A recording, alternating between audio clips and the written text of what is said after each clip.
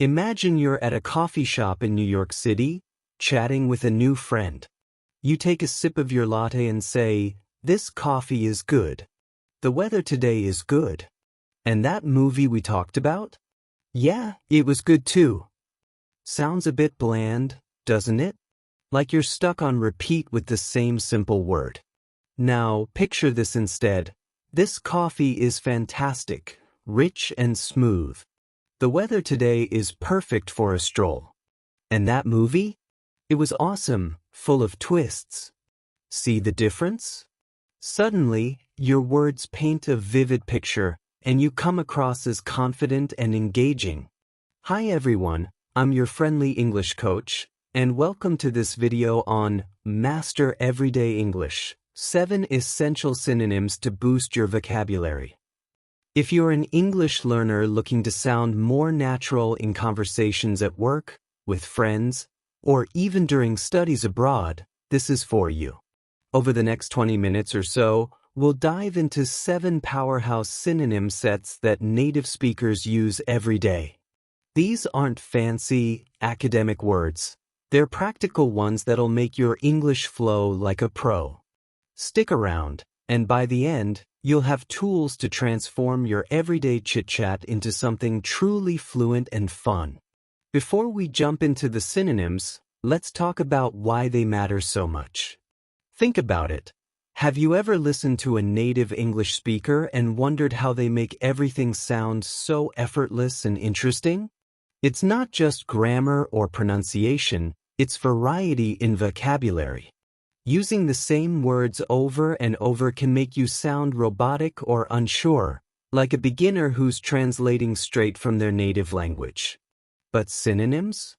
They add flavor, help you express exactly what you mean, and keep listeners hooked. For instance, imagine 2 versions of a quick work email. The basic one: the meeting was good. The ideas were good. We should do it again. Yun right? Now, the upgraded version. The meeting was productive. We covered a lot of ground. The ideas were innovative and sparked some great discussion. Let's schedule another soon. Which one do you think gets a better response? The second one, of course, because it shows confidence and clarity. Native speakers in places like the US, Canada, or the UK do this naturally. They swap words to match the mood or context, making their speech more dynamic. And the best part? You can do it too, without memorizing a dictionary. Synonyms aren't about showing off, they're about communicating better, whether you're negotiating a deal in Dubai or sharing stories in Sydney. Alright, let's get to the good stuff. The 7 essential synonym sets. We'll start with one of the most overused words, good. Learners often rely on it for everything, but native speakers mix it up with words like great, fantastic, and awesome. Each has its own vibe. Great is solid and versatile. Use it for something positive but not over the top. Picture this mini story. You're at a barbecue in Toronto with colleagues. Your boss asks how the project is going and you say, "It's going great. We're ahead of schedule." It sounds professional yet upbeat. Now, fantastic amps up the enthusiasm, perfect for when you're really impressed. Imagine telling a friend in London about a new restaurant. The pasta was fantastic, creamy sauce with just the right herbs. It adds that extra sparkle. And awesome? That's casual and fun, great for everyday excitement. Like when your Aussie mate shows you a surf video. Whoa, that wave was awesome. See how these swap-ins make your English pop? Try them in your next chat, and watch how people respond more positively. Moving smoothly to our next word, bad. This one gets thrown around a lot, but it can sound too vague. Instead, try terrible, awful, or disappointing to nail the exact feeling. Terrible is strong for when something's really gone wrong. Here's a relatable example. You're in Berlin, stuck in traffic on your way to an important meeting. You text your team, "The traffic is terrible, I'll be late by 20 minutes." It conveys frustration without exaggeration. Awful adds a touch of emotion, like it's personally affecting you. Think of a dialogue at a cafe in Dubai. Friend says, "How was the movie?" You reply, "It was awful. The plot made no sense, and the ending was predictable." Ouch, but honest. And disappointing is milder, for letdowns that aren't catastrophic. Mini story time. Back home after a job interview in San Francisco, you tell your roommate, "The interview was disappointing. They didn't ask about my experience." It shows reflection rather than anger. Isn't it cool how these synonyms help you express shades of negativity without sounding whiny? Now, let's brighten things up with happy. Everyone loves feeling happy, but repeating it can flatten your stories. Spice it up with joyful, ecstatic, or content. Joyful evokes a warm, heartfelt happiness. Imagine a family gathering in Melbourne. "Seeing my grandparents after so long made me feel joyful. We laughed over old photos all night." It's deeper than just happy. Ecstatic is for pure exhilaration, like winning a prize. Picture this. You're in Vancouver, and your team wins a big contract. You shout to your colleagues, "I'm ecstatic. This is huge for us." The energy jumps out. And content? That's a peaceful, satisfied happiness. In a quiet moment, like after a good meal in Manchester, sitting by the fire with a book, I felt truly content. Rhetorical question. Why stick to happy when these words can make your emotions come alive? They're like colors in a painting. Use them to create a fuller picture. On the flip side, we have sad. It's straightforward, but synonyms like heartbroken, down, or melancholy add nuance. Heartbroken is intense, for deep emotional pain. Mini story. After a breakup, you're confiding in a friend in Los Angeles. "I'm heartbroken. She was everything to me." It hits hard, doesn't it? Down is more casual, for temporary blues. Like in a quick call from Abu Dhabi, "I'm feeling a bit down today. The weather's gloomy." Easy and relatable. Melancholy has a thoughtful, almost poetic feel, great for reflective moments. Imagine journaling in a park in Sydney. "The old songs brought a wave of melancholy, reminding me of home." Light humor here. If you're melancholy too long, just put on some upbeat music. Problem solved. These words help you share feelings without overdoing it, making your conversations more empathetic. Shifting gears to size words, starting with big. Learners use it for everything from houses to ideas, but try huge, enormous, or substantial for variety.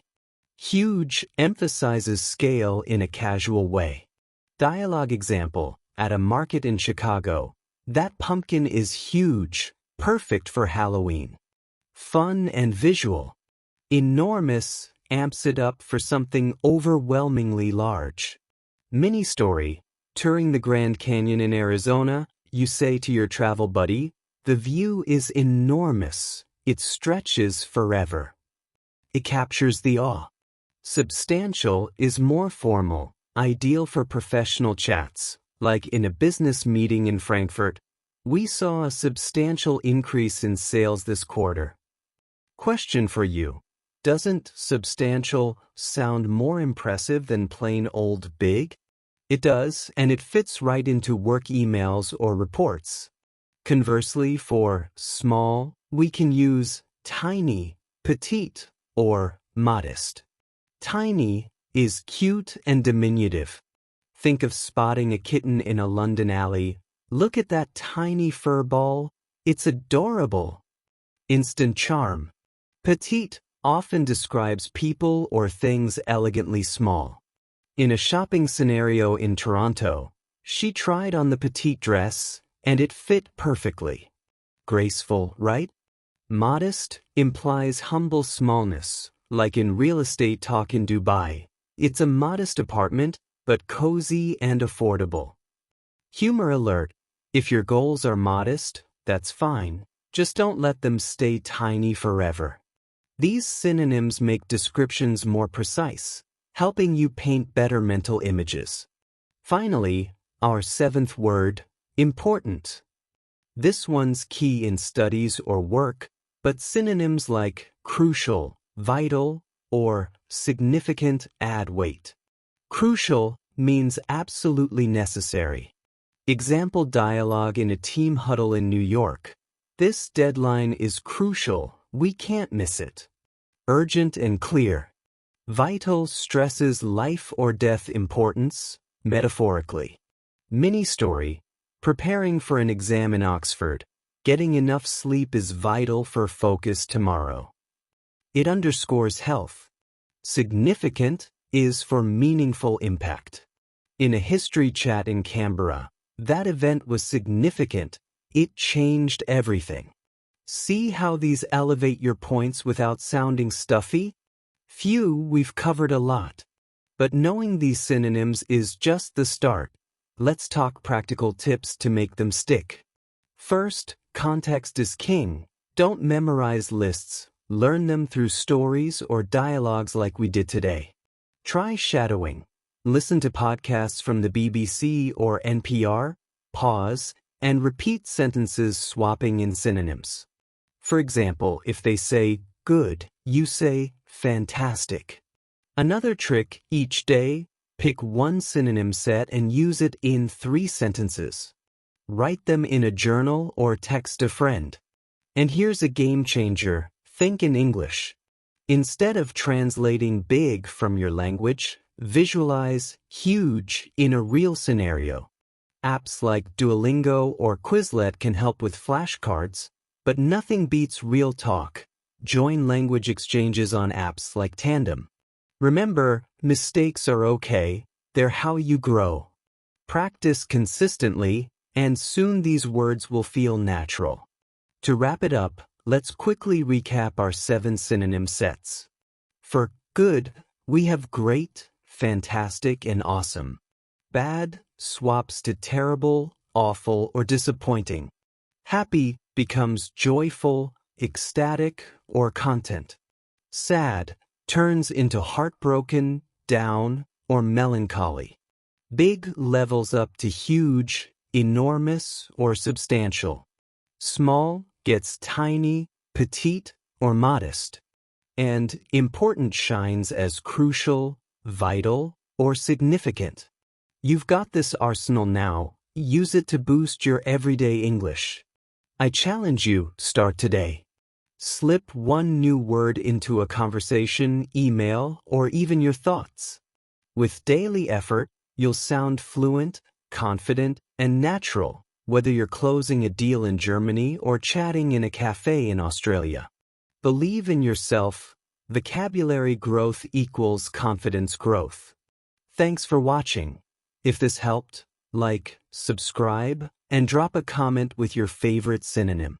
See you in the next video.